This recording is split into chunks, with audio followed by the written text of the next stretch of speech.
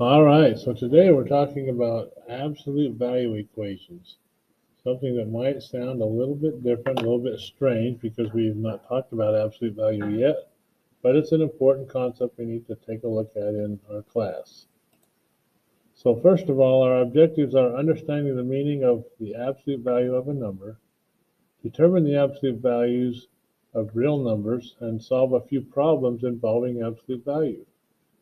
So that shouldn't be too big of an order for us to accomplish. So we recall that all the integers are all the whole numbers on the number line, including the negative numbers and zero. So these are all of the integers. And if you wanted to, you could check this video out about integers as well and learn more about them.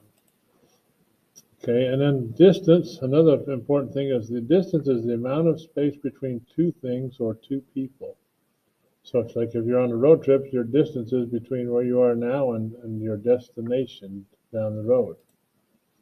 But when it comes to this idea of absolute value, when we ask you what is the absolute value of a number or an integer, it is just the distance between that number and the zero on the number line. So we're going to kind of demonstrate what we mean by that. So in one way that we ask you to give us an absolute value of a number is to write two straight lines, two vertical lines like this, with the number that you want the absolute value of in the middle. So in this case, it's saying, what is the absolute value of A? So let's give you an example. For example, what is the absolute value of negative 6? Well, if you take a look, negative 6 is right here on the number line. So I put the negative 6 right there, two vertical lines on either side of it. That means how far is negative 6 from 0?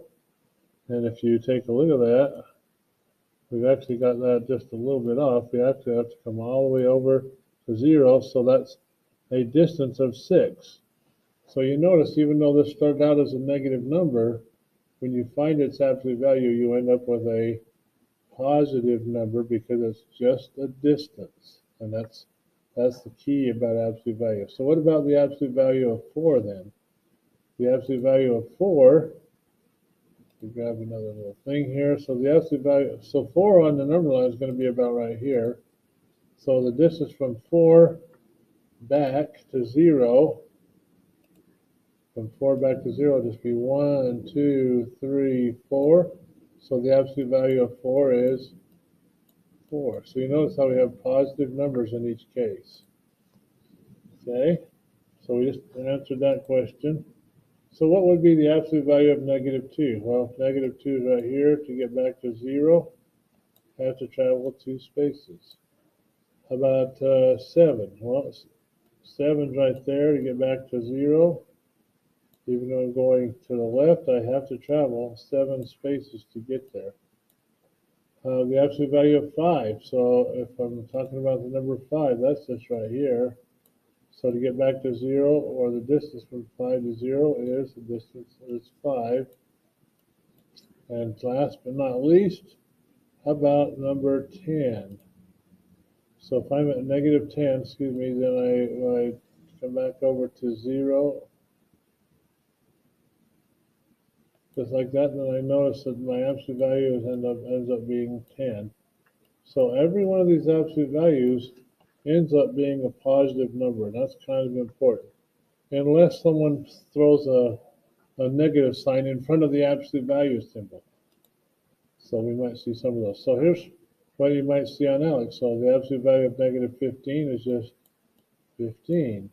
The absolute value of 14, 14. The absolute value of 13, 13.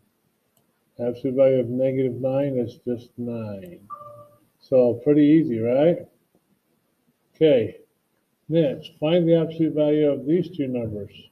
So since they're both 5 away from 0 on the number line, it's just 5 and 5 in that case. I think we kind of demonstrated that a few minutes ago. So find all the numbers with a given absolute value of 5. Well, then we know that there's 2 of them, so we're going to write both of them. So 5 has an absolute value of 5. And then if we were over at negative 5, we would also know that we have to go 5 to get back to 0. So 5 and negative 5. All those numbers who have an absolute value of negative 9. well, we can't have a negative absolute value, so this is going to be none, right? So that's going to be none, and then the absolute value of of what number gives you 18? Well, that's going to be 18, and negative 18 also has an absolute value of 18. How about Z? 25, oh, oops, that's going to be another none because absolute values are all positive numbers. So that would be none as well. Okay, keep going. So here's a couple of operations with absolute value. So the absolute value of 43 is just 43. Subtract the absolute value of 7, which is 7. So that's going to equal 36. What about down here? Well, the absolute value of 19 is 19. And the absolute value of negative 3 is just 3. And so 19 minus 3 is 16. So hopefully you can see that all we have to do is find the absolute value of the numbers and then do the indicated operation that's between them. Here's a couple more. So this is just going to be 9 minus 4, 12 minus 6, 32, subtract 18. So 9 minus 4 would be 5, right? 12 minus 6 would just be 6. And this one, now this looks kind of like subtracting negative, but don't think of it as that. This is, again, absolute value. So, and the absolute value of 32 is 32. The absolute value of negative 18 is 18. So this is just 32 minus 18, which ends up being 24. Is that right? No, that's not right. 14, sorry. 14. It's 14 and 18 add up to 32. All right, keep it going. We might see one like this one, Alex, and try to determine what's the difference. So the absolute value of 8 is 8. 8 minus 9 would be negative 1. On this one, however, we're supposed to do 8 minus 9 first, which is negative 1, and then find the absolute value of negative 1, which ends up being just regular 1. So that's the answer to that one. And let's see, how many more have we got here? We got a couple more. Let's see. Oh, we're getting close. We'll do one of each of these kinds. So how about this one? Let's pick out the absolute value of what number plus 9 gives you 18. So in order for this to equal 18, it has to be 9, right? So that means P could be 9 or negative 9, because in either case, the absolute value of that number is 9. And 9 plus 9 is 18.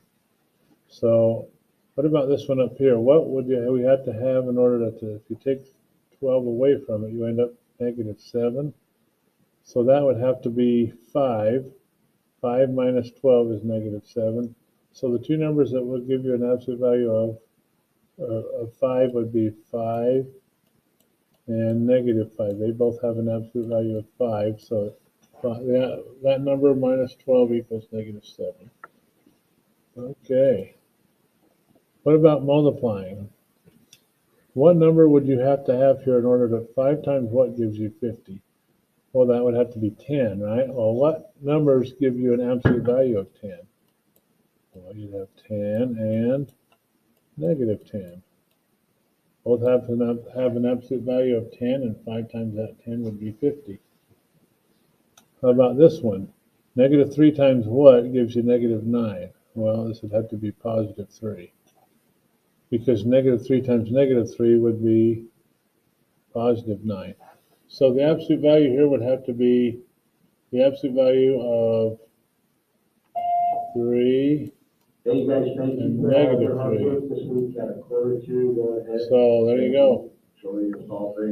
And then on this last one here, the absolute value of what 2 times what equals negative 6. This would have to be negative 3, and that cannot take place You can't have a negative absolute value, so this actually does not have an answer. Because there's no absolute value that's going to give you -3. All right, so it's number 17, absolute value. Show your work, and the work shouldn't be too extensive because you just basically got to write down the absolute value symbol and then your answer. So thank you very much.